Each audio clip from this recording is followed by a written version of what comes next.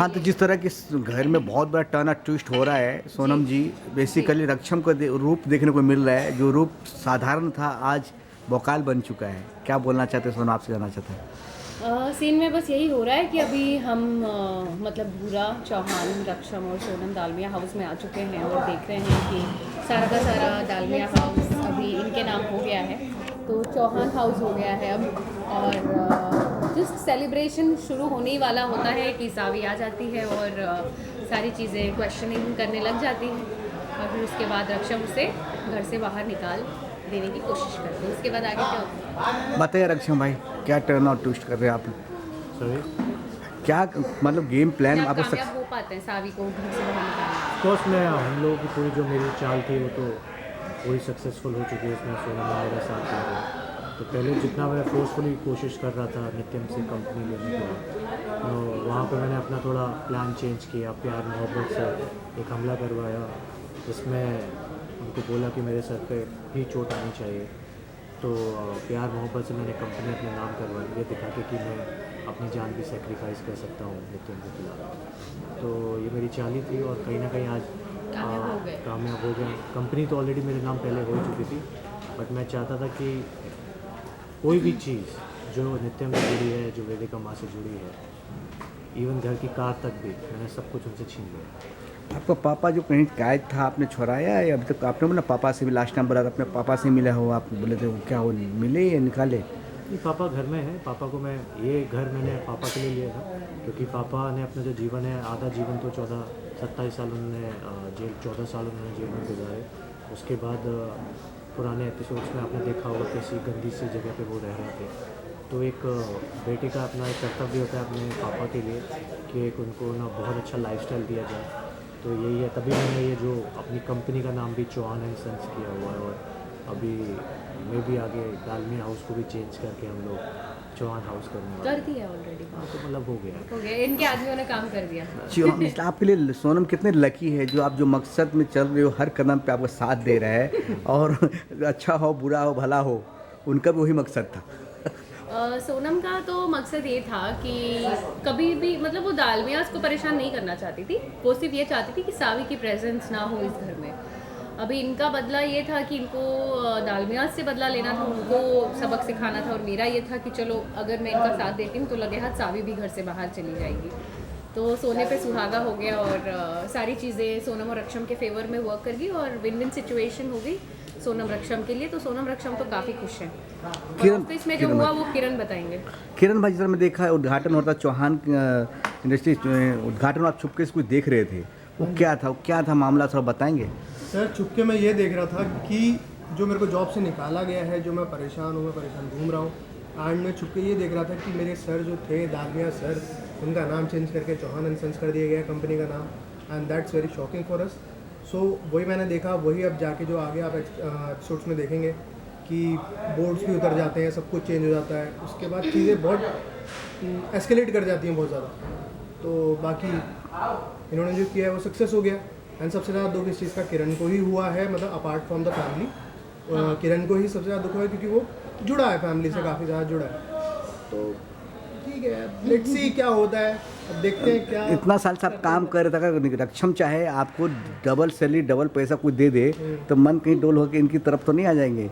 Sir change तो नहीं होगा, आप आगे आने वाले एपिसोड्स में देखेंगे, चेंज तो बिल्कुल नहीं होगा क्योंकि चीज़ें ऐसी करी गई हैं आगे कि मतलब वो किसी भी सिचुएशन में उनके साथ ही खड़ा रहेगा, नित्यम के साथ ही खड़ा रहेगा। बट ये है कि वो ऑफिस में ज़रूर रहेगा जहाँ तक है, क्योंकि अंदर की चीज़ें बाहर भी जानी ज़रूरी है। तो मतलब आप रक्षम के साथ धोखा करने वाले हो? वक्त बताएगा और ये बताएंगे।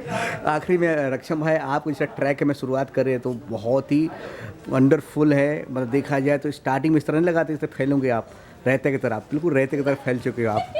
क्या बताना चाहते तो रायते की तरह फैलाया आपने। He is very good at words. ठीक है, फाइनली मैं आखिरी में क्या बोलना चाहते साबिक सवारी फिल्म की आपको चेंजिंग है, क्या बोलना चाहते फाइनल बताइए आप। वेल, मैं यही चाहता हूँ ये जो ट्रैक चालू हुआ है एंड जो मेकर्स ने और जो राइटर्स ने जो ट्विस्ट लेके आया, तो मैं चाहता हूँ लोग इसको प्यार दें ताकि हम इसमें और सीक्वेंसेस और नए नए कैरेक्टर हम इसको अच्छा ले पाएँ। क्योंकि ultimately at the end of the day ये लोगों के हाथों में ही है कि वो हमें कितना देखना चाहते हैं। तो ये मेरी उनसे रिक्वेस्ट है, अगर उनको हमारा काम अच्छा लग रहा है, ये ट्रैक बहुत पसंद आ रहा है, क्योंकि ट्रैक तभी लंबा चलता है जब लोग उसको पसंद करते हैं, उसमें इंटरेस्ट दिखाते हैं। तो जो मेकर्स हैं वो भी इंटरेस्ट लेते हैं, उनको भी समझ में आता है कि यार इस ट्रैक के अंदर ना इनपुट डालना चाहिए, इसमें और डेप्थ डालनी चाहिए, इसको थोड़ा स्ट्रेच किया जाए। तो बस वही रिक्वेस्ट है, आप इसको सावी की सवारी को प्यार दें। और जो ट्रैक चल रहा है मेरे ख्याल से बहुत ही मतलब ट्विस्ट एंड टर्न वाला ये जो ट्रैक अभी स्टार्ट हुआ है, मेरे ख्याल से आगे आने वाले एपिसोड्स में आपको दिखेगा कि कितना ज़्यादा मतलब सडन एक ऐसी सिचुएशन आई जो लोगों ने सोचा नहीं था। एंड काफ़ी टचिंग है। जो लोग नित्यम को बहुत प्यार करते हैं उनको दुख भी होगा कहीं ना कहीं कि एक भाई ने एक भाई के साथ ऐसा किया है। यूजली हम लोग बहुत अच्छे दोस्त हैं अपार्ट फ्रॉम स्क्रीन। मुझे भी बुरा लगा ये सारी सुन के, बट मैं यही चाहता हूँ कि आप उसको अच्छे से प्यार दें एंड हमें मौका दें ताकि हम और अच्छा प्ले कर पाएँ अपने कैरेक्टर। हमारे पास अच्छी स्क्रिप्ट आए और मेकर्स हमसे खुद एक्सपेक्ट करें, हम उनको और अच्छे अच्छे ऑप्शन दे पाएँ अपने कैरेक्टर के साथ प्ले करें। Thank you. और सर मुझे आखिरी सवाल आपसे कि आपको लोग चाहते हैं आपका रक्षम का एक रोमांस भी सीन भी देखना चाहते हैं, रोमांस वाला सीन कभी नहीं देखा आप लोगों का भी बीच में? रोमांस शुरू में रक्षम की साइड से था रोमांस, अब तो वो भी नहीं है। और सोनम तो पहले से ही रक्षम से प्यार नहीं करती। सो आई थिंक ये दोनों बहुत ही पोल्स अपार्ट हैं, लाइक गोल्स में एक हैं लेकिन I think emotional quotient zero है दोनों का। तो आई डोंट थिंक सो कि मे बी आए या ना आए, बट अभी तक जहाँ तक हमें कहानी पता है तो रोमांस तो दूर दूर तक कहीं नहीं देखिए, अगर दिखता है। इसमें हमारी स्टोरी में अगर हम दोनों की स्टोरी में अगर रोमांस आ जाएगा तो हमारे कैरेक्टर्स में डेप्थ खत्म हो जाएगी, क्योंकि पहले प्यार वन साइडेड। एजेंडा कुछ और है ना अभी, अभी इसलिए क्या है कि पहले मैं वन साइडेड लवर था और सोनम केवल है ना ग्लोरी के पीछे भागती थी, तो वो कहीं ना कहीं उसमें एक साइड था जो सॉफ्ट कॉर्नर दिखता था। अब ऐसा हो कि हम दोनों ये थोड़ा सा इसको मतलब मैं ऑलरेडी थोड़ा इतना ज़्यादा टफ दिख रहा हूँ उसमें, तो कहीं ना कहीं अगर हम इसमें रोमांस में अगर घुसेंगे तो वो डेप्थ खत्म हो जाएगी, जहाँ तक मुझे लगता है ऐसा। और आगे जो बाकी तो मेकर्स के ऊपर। थैंक यू सो मच आप लोगों को इस तरह से। अच्छा कुछ बोलना चाहते किरण भाई, बोलिए प्लीज़। हाँ, एज पर मी अब तक का सबसे ज़्यादा इम्पैक्टफुल ये ट्रैक है जो मैं बोलना चाहता हूँ। Yes. क्योंकि पहली बार ऐसा हो रहा है कि सावी और नित्यम आपस में नहीं लड़ रहे, वो मिलके किसी और से लड़ रहे हैं। तो ऑडियंस को होपफुली वो बहुत अच्छा लगेगा। बाकी सही बात आपने कि सावी और नित्यम दोनों घर से बेघर कर दिए, भाई साहब ने पूरे के पूरे एक साथ बदले ले लिए।